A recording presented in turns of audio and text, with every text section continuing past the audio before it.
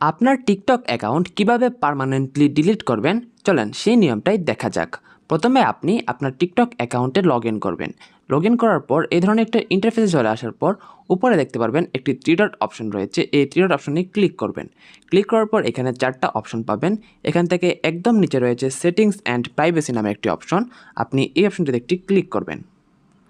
Click করার পর এখানে বেশ কিছু অপশন পেয়ে যাবেন। এখান থেকে ফার্স্ট যে অপশনটি রয়েছে অ্যাকাউন্ট, আপনি এই অপশনে একটি ক্লিক করবেন এবং এই অপশনটিতে ক্লিক করার পর এখানে আরও কিছু অপশন চলে আসবে। একদম নিচে দেখতে পারবেন ডিএক্টিভেট অর ডিলিট অ্যাকাউন্ট, এই অপশনে একটি ক্লিক করবেন। দেখতে পাচ্ছেন ডিলিট অর ডিরেক্টিভেট, অর্থাৎ এখানে কিন্তু দুইটা অপশন রয়েছে। ডিরেক্টিভেট হচ্ছে আপনি সাময়িক সময়ের জন্য আপনার অ্যাকাউন্টটি বন্ধ রাখতে পারেন।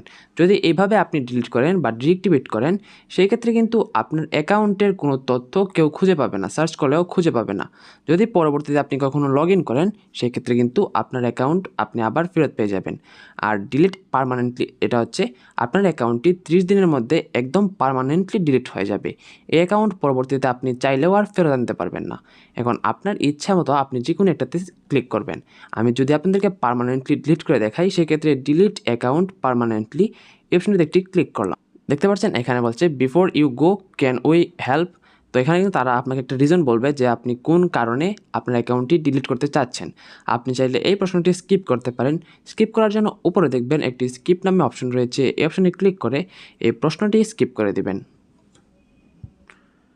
স্কিপ করার পর দেখতে পাচ্ছেন ডাউনলোড ইউর টিকটক ডাটা, অর্থাৎ আপনি টিকটকে এতদিন যে কার্যকলাপ করেছেন সেইগুলোর যদি ডাটা আপনি কালেক্ট করে রাখতে চান সেক্ষেত্রে রিকোয়েস্ট ডাউনলোড নামে একটা অপশন রয়েছে। এখানে কিন্তু আপনি চাইলে আপনার টিকটক অ্যাকাউন্টের প্রত্যেকটা ডাটা রেখে দিতে পারেন। আর যদি না চান সেই ক্ষেত্রে নিচে দেখবেন by continue we review your data request, তো এখানে ক্লিক করবেন।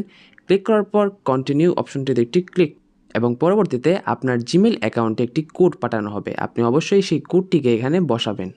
আমি কোডটি এখানে বসিয়ে দিলাম। দেওয়ার পর দেখতে পাচ্ছেন ডিলিট অ্যাকাউন্ট নামে একটি অপশন আছে, এই অপশনে একটি ক্লিক করলাম।